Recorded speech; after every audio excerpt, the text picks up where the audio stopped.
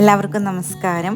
ഇന്ന് ഞാൻ വന്നിട്ടുള്ളത് ഒരു അടിപൊളി പഴം പുളിശ്ശേരിയുടെ റെസിപ്പി ആയിട്ടാണ്. നമ്മുടെ നേന്ത്രപ്പഴം ചേർത്താണ് ഈ ഒരു പുളിശ്ശേരി ഉണ്ടാക്കുന്നത്. മാമ്പഴ പുളിശ്ശേരിയൊക്കെ ഇഷ്ടപ്പെടുന്നവർക്ക് തീർച്ചയായും ഇഷ്ടപ്പെടുന്ന ഒരു റെസിപ്പിയാണ്. മാമ്പഴ പുളിശ്ശേരിയൊക്കെ മിസ് ചെയ്യുമ്പോൾ മാങ്ങയൊക്കെ കിട്ടാത്ത സമയമാണെങ്കിൽ ഈ ഒരു പഴം പുളിശ്ശേരി ഉണ്ടാക്കിയിട്ട് നമുക്ക് അഡ്ജസ്റ്റ് ചെയ്യാം. റെസിപ്പിയിലോട്ട് പോകുന്നതിന് മുമ്പ് ഈ ചാനൽ ആദ്യമായിട്ട് കാണുന്നവരാണെങ്കിൽ ഒന്ന് സബ്സ്ക്രൈബ് ചെയ്ത് സപ്പോർട്ട് ചെയ്യാൻ മറക്കല്ലേ. നമ്മുടെ പഴം പുളിശ്ശേരി ഉണ്ടാക്കാൻ വേണ്ടിയിട്ട് ഞാനിവിടെ ഒരു നോൺ സ്റ്റിക്ക് കടായിയാണ് എടുത്തിട്ടുള്ളത്. അതിലേക്ക് ഞാൻ ആദ്യം തന്നെ ആഡ് ചെയ്ത് കൊടുക്കുന്നത് നേന്ത്രപ്പഴം കട്ട് ചെയ്തെടുത്തിട്ടുള്ളതാണ്. ഇവിടെ 2 സ്മോൾ സൈസിലുള്ള നേന്ത്രപ്പഴമാണ് കട്ട് ചെയ്തെടുത്ത് വെച്ചിട്ടുള്ളത്. ഈ നേന്ത്രപ്പഴം കട്ട് ചെയ്തെടുത്തത് നമുക്ക് ഈ കടായിലോട്ട് ഇട്ട് കൊടുക്കാം. അതിൻ്റെ കൂടെ തന്നെ ഞാൻ ഇതിലേക്ക് പച്ചമുളകും കൂടെ ചേർത്ത് കൊടുക്കുന്നുണ്ട്. ഇവിടെ ഞാൻ 2 പച്ചമുളകാണ് എടുത്തിട്ടുള്ളത്. നമ്മുടെ എരിവിനനുസരിച്ചുള്ള പച്ചമുളക് നമുക്ക് സെലക്ട് ചെയ്യാം. എത്ര വേണമെന്ന് നമുക്ക് അതിനനുസരിച്ച് സെലക്ട് ചെയ്യാം. ഇപ്പോൾ ഞാൻ എടുത്തിട്ടുള്ള പച്ചമുളക് അത്യാവശ്യം നല്ല വലിപ്പമുള്ളതായിരുന്നു. അങ്ങനെ 2 പച്ചമുളകാണ് ഇപ്പോൾ എടുത്തിട്ടുള്ളത്. ഇനിയിപ്പോൾ ഞാൻ ഇതിലേക്ക് ആഡ് ചെയ്തിട്ടുള്ളത് മഞ്ഞൾപ്പൊടിയാണ്. 1 ടീസ്പൂൺ മഞ്ഞൾപ്പൊടി ഞാൻ ഇവിടെ ആഡ് ചെയ്തിട്ടുണ്ട്. ഒരു 1/2 ടീസ്പൂൺ ചില്ലി പൗഡർ കൂടെ നമുക്കിതിലേക്ക് ചേർത്ത് കൊടുക്കാം. ഇനി നമുക്ക് ആഡ് ചെയ്യേണ്ടത് ഇതിലേക്ക് ആവശ്യമുള്ള ഉപ്പാണ്. ഉപ്പ് കൂടെ ഞാൻ ഇതിലേക്ക് ചേർത്ത് കൊടുത്തിട്ടുണ്ട്. അടുത്തതായിട്ട് നമുക്കിതിലേക്ക് വേണ്ടത് ഇത് കുക്ക് ചെയ്തെടുക്കാൻ ആവശ്യമുള്ള വെള്ളമാണ്. 1 കപ്പ് വെള്ളം ഞാൻ ഇതിലേക്ക് ചേർത്തിട്ടുണ്ട്. ഇനി നമുക്ക് ഇതൊന്ന് അടച്ച് വെച്ചിട്ട് മീഡിയം ഫ്ലെയിമിൽ കുക്ക് ചെയ്തെടുക്കാം. അടച്ചു വെക്കുന്നതിന് മുമ്പ് ചെറുതായിട്ട് ഇതൊന്ന് ഇളക്കി കൊടുക്കാം. ഇതിൽ ആഡ് ചെയ്തിട്ടുള്ള ഉപ്പൊക്കെ എല്ലാ ഭാഗത്തേക്കും എത്തുന്ന രീതിയിൽ ചെറുതായിട്ടൊന്ന് മിക്സ് ചെയ്ത് കൊടുത്തിട്ടുണ്ട്. ഇനി നമുക്ക് അടച്ചു വെച്ചിട്ട് കുക്ക് ചെയ്തെടുക്കാം.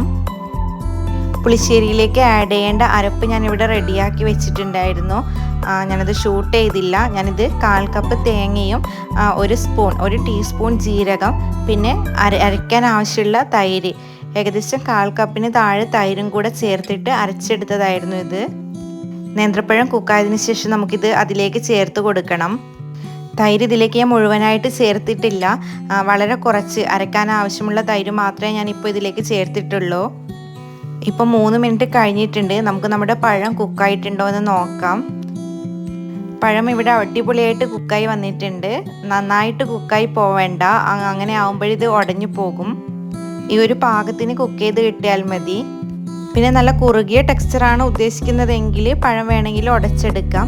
ഞാൻ അങ്ങനെ ഉടച്ചെടുക്കാറില്ല. ഇനി നമുക്കിതിലേക്ക് അരപ്പ് ചേർത്ത് കൊടുക്കാം. ഇപ്പോൾ ഞാനിവിടെ സ്റ്റൗവിൻ്റെ ഫ്ലെയിം കുറച്ചിട്ട് ലോ ഫ്ലെയിമിലോട്ട് സെറ്റ് ചെയ്ത് വെച്ചിട്ടുണ്ട്. നമുക്ക് ഇത് നന്നായിട്ടൊന്ന് മിക്സ് ചെയ്ത് കൊടുക്കാം. അടുത്തതായിട്ട് ഇതിൽ ആഡ് ചെയ്യേണ്ടത് ശർക്കരപ്പൊടിയാണ്. ശർക്കരപ്പൊടി ആഡ് ചെയ്യുമ്പോഴാണ് ഇതിൻ്റെ ഒരു ഒതൻറ്റിക് ടേസ്റ്റ് കറക്റ്റായിട്ട് കിട്ടുന്നത്. ചെറുതായിട്ടൊന്ന് തിളച്ച് കഴിഞ്ഞിട്ടുണ്ട്. ഇനി നമുക്കിതിലേക്ക് ശർക്കരപ്പൊടി ചേർത്ത് കൊടുക്കാം. 1 ടീസ്പൂൺ ശർക്കരപ്പൊടിയാണ് ഞാനിവിടെ ആഡ് ചെയ്തിട്ടുള്ളത്. അത് നമ്മുടെ മധുരത്തിൻ്റെ ഇതനുസരിച്ചിട്ട് അങ്ങോട്ടും ഇങ്ങോട്ടും അഡ്ജസ്റ്റ് ചെയ്തെടുക്കാം. ശർക്കരപ്പൊടി കൂടെ ചെറുതായിട്ടൊന്ന് മിക്സ് ചെയ്ത് കൊടുക്കാം. അങ്ങനെ നമ്മുടെ പുളിശ്ശേരി നല്ല രീതിയിൽ തിളച്ച് വന്നിട്ടുണ്ട്. ഇതിൽ ആഡ് ചെയ്തിട്ടുള്ള തേങ്ങയൊക്കെ നല്ല രീതിയിൽ തന്നെ കുക്കായി വന്നിട്ടുണ്ട്. ഇനി നമുക്കിതിലേക്ക് തൈര് ചേർത്ത് കൊടുക്കണം. നമുക്ക് ഏകദേശം 1/2 കപ്പ് ഉടച്ച തൈര് ഞാൻ ഇതിലേക്ക് ചേർത്ത് കൊടുത്തിട്ടുണ്ട്. ഇപ്പോഴ് തൈരിൻ്റെ പുളി നോക്കിയിട്ട് തൈരിൻ്റെ ക്വാണ്ടിറ്റി സെറ്റ് ചെയ്യാം. നല്ല പുളിയിലെ തൈരാണെങ്കിൽ വളരെ കുറച്ച് ചേർത്ത് കൊടുത്താൽ മതി. തൈര് ചേർക്കുമ്പോൾ ഞാൻ സ്റ്റൗവിൻ്റെ ഫ്ലെയിം ഓഫ് ചെയ്ത് കൊടുത്തിട്ടുണ്ട്. പുളിയും മധുരവും കറക്റ്റായിട്ട് ബാലൻസ് ചെയ്ത് വരണം. അപ്പോഴാണ് ഈ കറിയുടെ നല്ല അടിപൊളി ടേസ്റ്റ് വരുന്നത്. പുളി കൂടിയാൽ കറിയുടെ ടേസ്റ്റ് മാറിപ്പോകും. ഇത് ഞാൻ നമ്മുടെ പുളിശ്ശേരിയിലേക്ക് വറുത്തിടാൻ റെഡിയാക്കി വെച്ചിട്ടുള്ളതായിരുന്നു.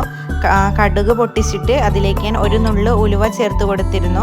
അതിൻ്റെ കൂടെ തന്നെ ഈ മുളകും, ഈ ഉരുണ്ട മുളകും, പിന്നെ കുറച്ച് കറിവേപ്പിലയും കൂടി വറുത്ത് വെച്ചിട്ടുള്ളതായിരുന്നു. അത് നമുക്ക് ഈ പുളിശ്ശേരിയിലോട്ട് ചേർത്ത് കൊടുക്കാം. കടുക് പൊട്ടിക്കുന്നതൊന്നും ഷൂട്ട് ചെയ്യണ്ടല്ലോ എന്ന് വിചാരിച്ചിട്ടാണ് ഞാനത് ഷൂട്ട് ചെയ്ത് വെക്കാതിരുന്നത്. ഞാനിത് ചേർത്ത് കൊടുത്തിട്ടുണ്ട്. അങ്ങനെ നമ്മുടെ പുളിശ്ശേരി ഫൈനൽ സ്റ്റേജിലേക്ക് എത്തിയിട്ടുണ്ട്. അടിപൊളി ടേസ്റ്റുള്ള റെസിപ്പിയാണിത്. ഇതുവരെ ട്രൈ ചെയ്യാത്തവർ മസ്റ്റായിട്ടൊന്ന് ട്രൈ ചെയ്ത് നോക്കണം. മാമ്പഴ പുളിശ്ശേരിയുടെ ആ ലെവലിൽ വരില്ലെങ്കിലും ഏകദേശം അതിനോട് അഡ്ജസ്റ്റ് ചെയ്യാൻ പറ്റുന്ന ഒരു റെസിപ്പി തന്നെയാണിത്. റെസിപ്പി ഇഷ്ടപ്പെട്ടാൽ എല്ലാവരും ട്രൈ ചെയ്ത് നോക്കണേ. അതുപോലെ തന്നെ നിങ്ങളുടെ ഫീഡ്ബാക്ക്സ് കമൻസിലൂടെ അറിയിക്കുകയും വേണം. വീഡിയോ ഇഷ്ടപ്പെട്ടാൽ ലൈക്ക് ചെയ്യാനും ഷെയർ ചെയ്യാനും ചാനലൊന്ന് സബ്സ്ക്രൈബ് ചെയ്ത് സപ്പോർട്ട് ചെയ്യാനും മറക്കല്ലേ. Thanks for watching.